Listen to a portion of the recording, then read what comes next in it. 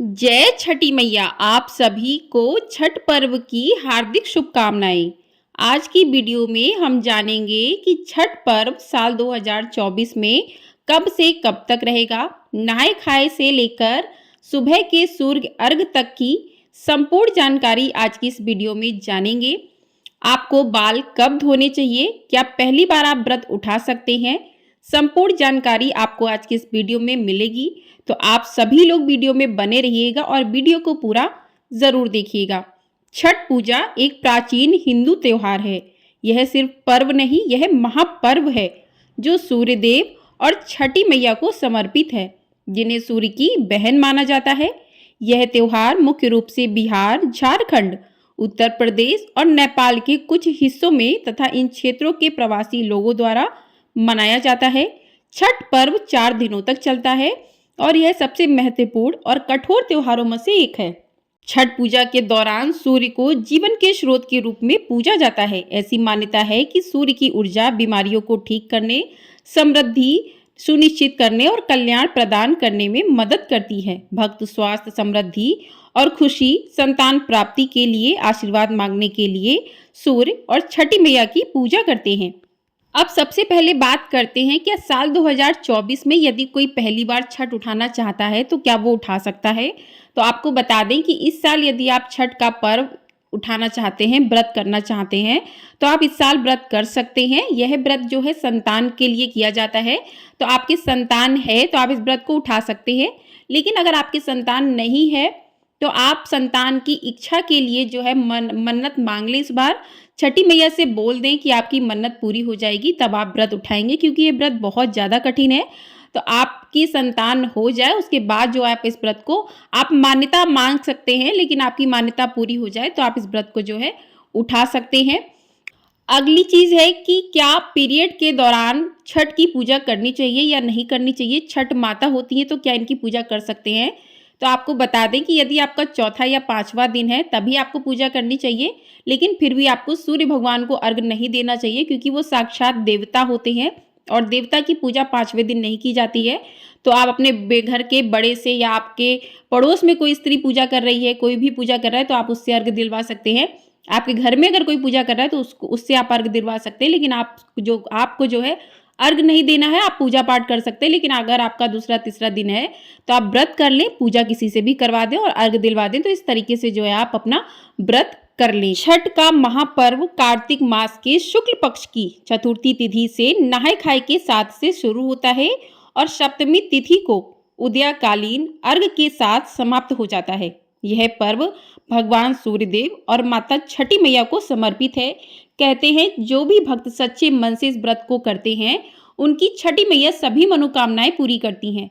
जो इस व्रत को नहीं करते हैं और पास में पूजा वगैरह आप देखते हैं, अगर आपने कोई मन्नत मांग ली है तो उस मन्नत को अगर आपकी छठी मैया पूरी करती हैं तो आप छठ का पर्व जो है अपना उठा सकते हैं। अब आइए जान लेते हैं कि नहाय खाए किस दिन होगा, खरना किस दिन किया जाएगा, सूर्य को अर्घ किस दिन दिया जाएगा, संपूर्ण जानकारी जानते हैं। तो छठ पर्व जो है साल 2024 में 5 नवंबर से शुरू हो जाएगा और 8 नवंबर तक रहेगा। तो पहला दिन नहाय खाए 5 नवंबर मंगलवार रहेगा। दूसरा दिन खरना 6 नवंबर बुधवार को रहेगा।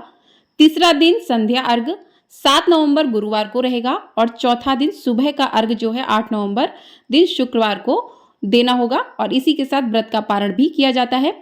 तो साल 2024 में छठ पर्व जो है, छठ का महापर्व जो है 7 नवंबर दिन गुरुवार को मनाया जाएगा।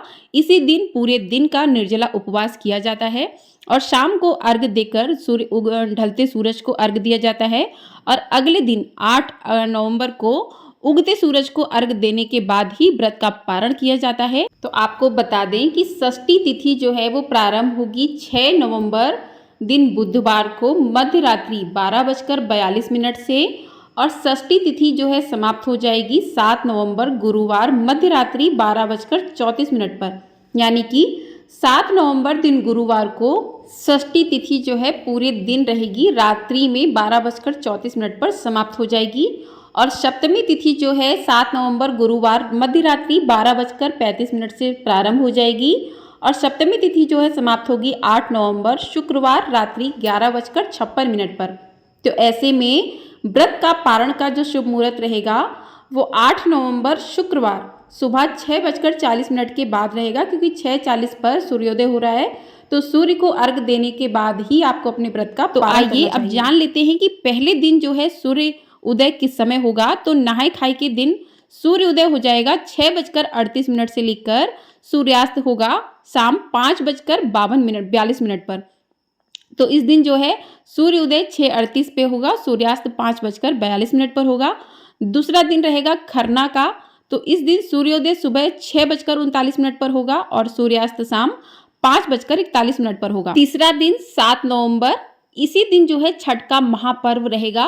पूरे दिन निर्जला उपवास किया जाएगा। तो इस दिन सूर्योदय सुबह 6:39 पर होगा और सूर्यास्त 5:41 पर होगा। तो इसी दिन जो है ढलते सूरज को अर्घ दिया जाएगा और पूजा की जाएगी। उसके बाद चौथा दिन 8 नवंबर शुक्रवार को सूर्योदय सुबह 6:40 पर होगा।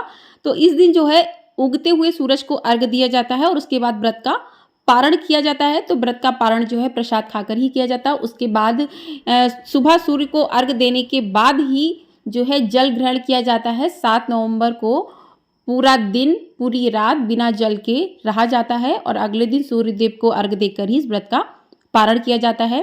तो नहाय खाए के दिन क्या है, आपको बाल धोकर शुद्ध जो है स्वच्छ वस्त्र धारण करने हैं। तो मंगलवार पड़ रहा है, कुछ लोग मंगल को नहीं धोते, लेकिन इस दिन त्योहार पड़ रहा है तो आपको बाल धो लेने चाहिए। बाल धोकर आप अपने मांग में जो है सिंदूरा से सिंदूर लगा लें। उसके बाद आपको जो है शुद्ध सात्विक भोजन बनाना है। शुद्ध रसोई कुछ साफ कर लें। अगर आपके चूल्हे पे नॉनवेज वगैरह बनती है तो आप जो है अलग से चूल्हा लगा लें। लकड़ी के चूल्हे पर खाना वैसे बनाया जाता है, लेकिन आजकल उतनी सुविधा नहीं हो पाती शहरों में, तो आप अलग से चूल्हा ले लें या उसी चूल्हे को अच्छे से साफ कर लें। और सारा सामान जो है खाने पीने का, हल्दी और नमक इत्यादि जो है सारा साफ आता है, क्योंकि रसोई में जो भी होता है वो सारा जूठा होता है। तो उसके बाद इस दिन लौकी और चने की दाल और भात बनता है। तो उसी से पकौड़ी और जो है चिप्स वगैरह बनते हैं, लोगों के यहाँ अलग अलग होता है। तो उसका जो है पहले अग्यारी डालकर थोड़ा सा हवन जला लें, उस पर सारी चीज़ें चढ़ाकर उसके बाद जो है भोजन ग्रहण किया जाता है। तो इस प्रकार से जो है इस दिन नहाए खाए रहता है। तो इस दिन इस प्रकार से भोजन ग्रहण किया जाता है। अगले दिन रहता है खरना। तो इस दिन जो है सुबह सवेरे जल्दी उठकर स्नान आदि करके स्वच्छ वस्त्र धारण करके और उसके बाद जो है जो भी व्रत रखता है उसी को इस दिन जो है भोजन तैयार करना पड़ता है। तो इस दिन जो है रोटी, गुड़ की खीर बनती है, फल है इत्यादि का भोग लगाया जाता है। 7 जगह मतलब पत्ते आपको मिल जाएं केले के तो उस पर भोजन निकाल दें। अगर नहीं मिलते हैं तो आप प्लेट वगैरह में भी जो है निकाल सकते हैं। तो इस तरीके से पहले भोग लगा के और उसके बाद जो है भगवान का भोग प्रसाद तैयार करते हैं, भगवान को भोग अर्पित करते हैं। उसके बाद शाम के समय ग्रहण किया जाता है और ग्रहण करने के बाद ही आपका यहीं से निर्जला व्रत जो है वो शुरू हो जाता है। और अगले दिन जो है आप सूर्य को शाम का अर्घ देते हैं और उसके बाद अगले दिन सुबह का अर्घ देने के बाद व्रत का पारण किया जाता है। तो खरना के जो नियम है, तो इस दिन क्या होता है, मिट्टी के चूल्हे पर गुड़ की खीर बनाई जाती है। तो इसके लिए मिट्टी के या पीतल के बर्तन का प्रयोग करना चाहिए। बहुत ही ज़्यादा शुद्धता और पवित्रता के साथ बनाई जाती है। मिट्टी के चूल्हे का अगर प्रयोग हो जाए तो बहुत ही अच्छी बात है। और खीर के अलावा इस दिन गुड़ की अन्य मिठाई भी बनती है, ठेकुआ, लड्डू आदि बनाए जाते हैं। और खरना की यह खास खीर जो है सिर्फ व्रती इंसान ही बनाता है, जो व्रत किया है वही बनाता है। ऐसा नहीं है कि घर में कोई भी बना दे इस खीर को, तो जो व्रत रखता है उस वही बनाता है। और शाम के समय व्रत रखने वाला व्यक्ति जो है कमरा बंद करके खीर का सेवन करता है। मतलब कि ज़्यादा लोगों के दिखाकर इस भोजन नहीं करना होता है, शांति से चुपके से इस भोजन को करना होता है। तो इसके बाद पूरा परिवार जो है व्रती व्यक्ति से आशीर्वाद लेता है और साथ ही सुहागिन महिलाएं व्रती महिलाओं से इस दिन सिंदूर भी लगवाती हैं। जो भी भोग प्रसाद रहता है उसको केले के पत्ते पर अलग अलग भाग निकाले जाते हैं। देवी देवता के, छठी मैया के, सूर्यदेव का हिस्सा वगैरह निकाले जाते हैं और इसके बाद केला, दूध, बाकी पकवान भी उसके ऊपर रख दिए जाते हैं, सिंदूर लगाया जाता है। फिर छठी मैया का ध्यान करते हुए जो भी अर्पित करने के बाद जो भी व्रती महिलाएं होती हैं इसे ग्रहण करती हैं। और ग्रहण करने के बाद जो भी परिवार के सदस्य होते हैं वो उनका, जो भी व्रती महिलाएं होती हैं उनका आशीर्वाद लेती हैं।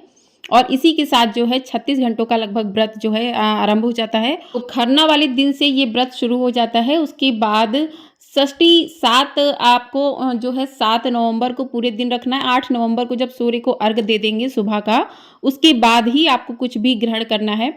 और छठ का जो व्रत रखते हैं उनको भूमि पर शयन करना चाहिए, पूर्ण ब्रह्मचर्य का पालन करना चाहिए। सोने के लिए तकिया इत्यादि का भी जो प्रयोग नहीं करना चाहिए। तो इस प्रकार से जो है छठ के पर्व के कुछ नियम होते हैं, क्योंकि यह व्रत बहुत ही ज़्यादा स्वच्छ, साफ-सुथरा होता है और इसमें हर चीज़ का ध्यान विशेष रूप से रखा जाता है। तो इस चीज़ का आपको विशेष रूप से ध्यान रखना है।